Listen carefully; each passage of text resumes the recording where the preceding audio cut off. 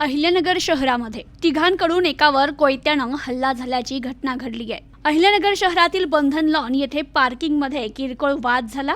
या वादातून एका व्यक्तीवर कोयत्यानं हल्ला करत जखमी केल्याची घटना समोर आली आहे। पोलिसांनी दिलेल्या माहितीवरून 3 मे रोजी रात्री 8च्या सुमारास ही घटना घडली। सतीश म्हस्के हे बंधन लॉन येथील पार्किंगमध्ये जनरेटर लावत असताना निखिल कोरडे यानं मोटरसायकलसह जनरेटरच्या केबलवरून जाण्याचा प्रयत्न केला।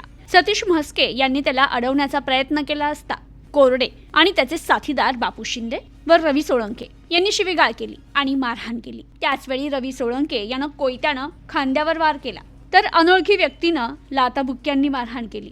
या झटापटीत सतीश म्हस्के यांची 2 तोळ्यांची सोन्याची चैनही गहाळ झाली आहे। म्हस्के यांना उपचारासाठी हॉस्पिटलमध्ये दाखल करण्यात आलं।